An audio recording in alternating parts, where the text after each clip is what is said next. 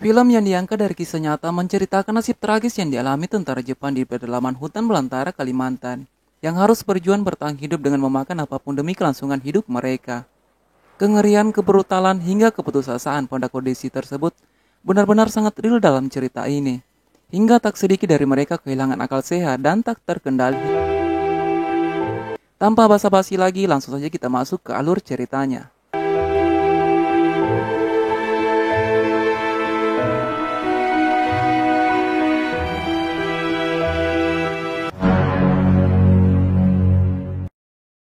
Film kita awali memperlihatkan seorang perwira Jepang di dalam gubuk di tengah hutan belantara yang bernama Tamura.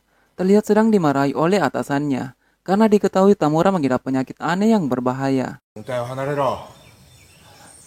病院だ。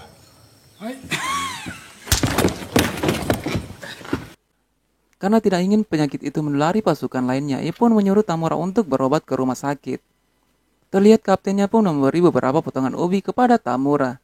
Tidak lama kemudian dengan kondisi yang sangat lemah dan cara berjalannya sudah tidak stabil lagi, ia pun berjalan menelusuri pedalaman hutan untuk menuju rumah sakit.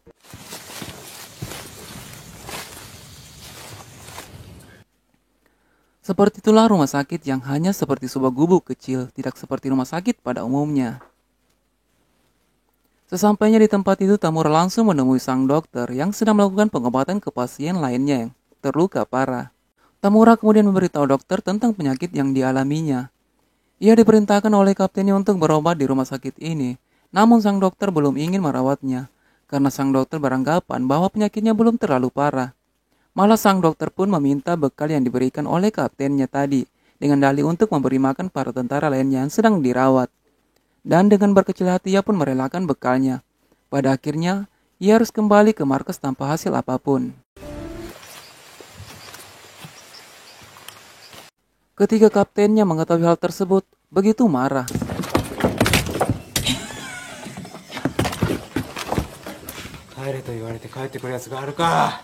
Pada akhirnya Tamura kembali diperintahkan untuk berobat segera.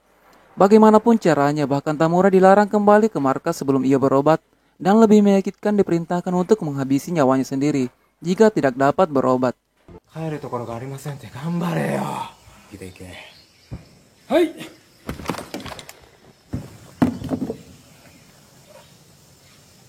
Dengan dibekali 2 ubi yang sudah lama, Tamura pun kembali berjalan menuju rumah sakit sebelumnya.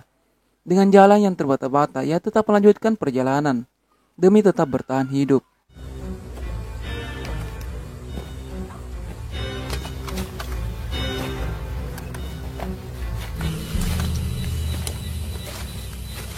Mengetahui, meskipun ia tetap memaksa masuk, ia tidak akan diobati. Pada akhirnya berbalik dan bergabung dengan prajurit lainnya yang memiliki nasib seperti dirinya. Dikeluarkan dari batalion dan tidak dapat diterima oleh rumah sakit karena penyakit menular dideritanya. Tamura bersama dengan prajurit lainnya hanya bisa menunggu tanpa kepastian. Pada akhirnya di suatu malam, gubuk yang dijadikan rumah sakit tersebut diserang oleh pesawat pengebom Amerika tanpa sisa.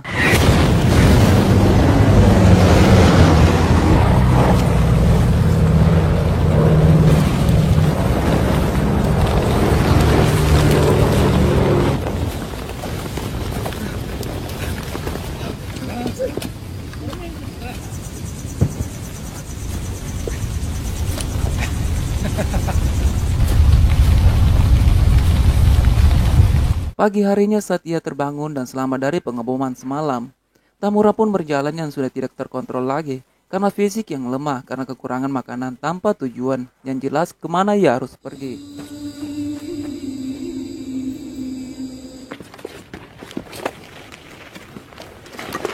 Penyakit yang dideritanya pun semakin parah dan kondisi tubuh yang sangat kekurangan energi.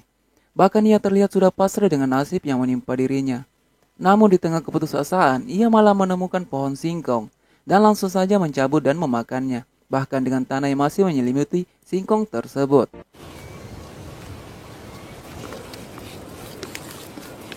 Akan tetapi singkong jenis tersebut tidak dapat dikonsumsi secara langsung, dan alhasil ia menderita sakit perut yang teramat menyiksa dirinya.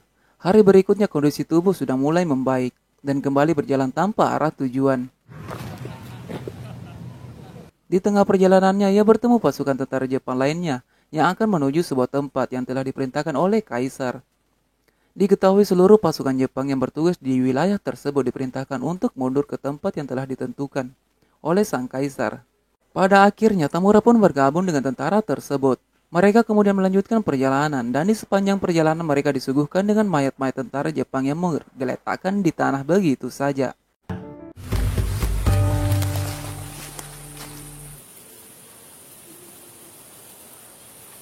Tidak hanya itu, mereka pun sempat mendapat serangan udara Amerika. Akan tetapi hal tersebut tidak membuat mereka patah semangat dan tetap melanjutkan perjalanan. Hingga pada malam hari mereka sudah dekat dengan tempat yang diperintahkan. Gelap gulita tanpa penerangan sedikit pun. Mereka terus melanjutkan perjalanan agar dapat sampai ke tempat yang dituju tepat waktu.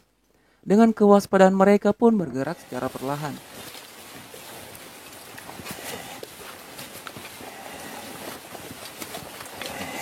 Namun sial, tentara Amerika telah mengetahui rencana mereka dan menyergapnya dari depan, dan saat itu juga pasukan Amerika langsung menembaki Tamura dan lainnya.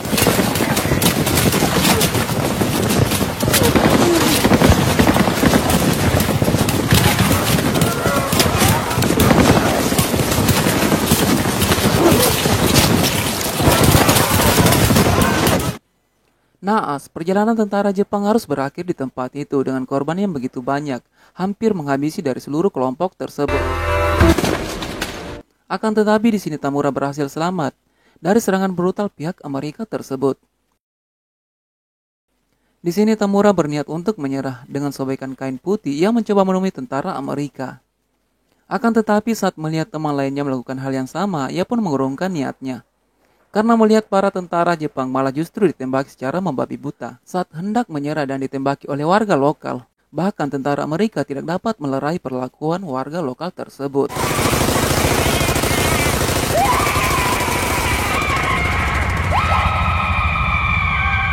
Kondisi yang semakin lemah, ia kembali melanjutkan perjalanan tanpa memiliki harapan dan kemana ia harus pergi. Sepanjang perjalanan diperlihatkan kengerian yang benar-benar luar biasa.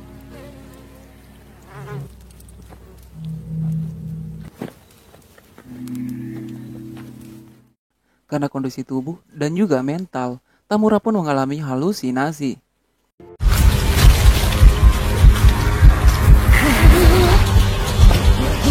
Tanpa ia sadari, ia hampir saja pelahap potongan tubuh dari tentara Jepang lainnya yang telah komat. Saat itu juga tiba-tiba ada salah satu tentara Jepang yang pernah bersamanya saat digubut berobak. Tentara tersebut bernama Nagamatsu. Seketika, ia pun menolong Tamura yang tidak berdaya lagi dengan memberikan air minum.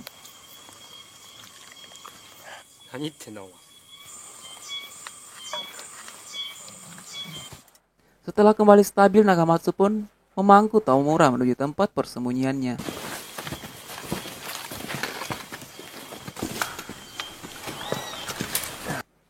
Di pagi harinya saat ia telah bangun dari tidurnya, terlihat Nagamatsu bersama dengan teman lainnya tengah berkumpul bersama Tamura.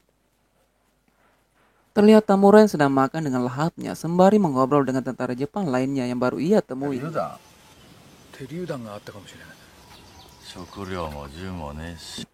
Tidak lama kemudian ia sudah memerintahkan Nagamatsu untuk memburu monyet. Dan faktanya mereka tidaklah berburu monyet, melainkan manusia, bahkan itu adalah tentara Jepang lainnya. Tamura melihat itu terlihat sangat ketakutan. Tidak menyangka jika Yasuda dan Nagamatsu lah malah memiliki mental yang lebih parah darinya. Bahkan telah menjadi kanibal dengan kondisi yang sangat-sangat mengerikan. Di mana kelaparan yang luar biasa dan kondisi fisik serta mental yang sangat kacau membuat mereka tidak terkendali. Mereka tidak dapat lagi membedakan mana yang benar, mana yang salah. Karena di pulau tersebut telah menjadi neraka bagi mereka. Semua bahkan mereka tidak segan untuk membunuh teman lainnya. Puncaknya saat terjadi keributan Nagamatsu dan Yasuda, di mana hal tersebut membuat Yasuda berniat untuk membunuh Nagamatsu untuk dijadikan santapannya. Beruntungnya Nagamatsu berhasil kabur bersama Tamura dan mereka pun akhirnya selamat. Insiden tersebut membuat amarah dari Nagamatsu benar-benar memuncak. Ia benar-benar muak dan kesal kepada Yasuda, padahal selama ini telah menjadi teman baiknya. Emosinya yang memuncak membuat ia berniat untuk membunuh Yasuda. Ia pun tak peduli lagi jika Yasuda adalah teman baiknya. Nagamatsu yang terlihat dirasuki setan Tamura yang mencoba mencegahnya pun tidak dapat berbuat banyak. Pada akhirnya ia sudah pun tumbang karena tembakan Nagamatsu dari jarak yang begitu dekat. Tamura melihat hal tersebut sangat ketakutan. Pada akhirnya Tamura pun bergegas untuk mengambil golok agar dapat melakukan perlawanan nantinya. Karena jika sewaktu-waktu Nagamatsu bisa saja menyerangnya. Benar saja tidak lama kemudian Nagamatsu pun berusaha untuk menyerangnya. お前もな。 Namun saat itu Nagamatsu lah yang harus tewas di tangan Tamura. Singkat cerita, dua temannya tewas. Tamura pun terlihat dikejar-kejar oleh warga lokal. Pada akhirnya ia pun tertangkap. Setelah sadar, ia tengah berada di tempat pengobatan Amerika hingga ia sembuh. Di akhir film terlihat seorang pria Jepang di meja kerja yang tengah menulis diari tentang dirinya di masa lalu. Ternyata pria tersebut menceritakan kisahnya di masa lalu yang bernama Tamura, yang hingga kini ia tidak dapat melupakan kejadian tersebut sedikit pun.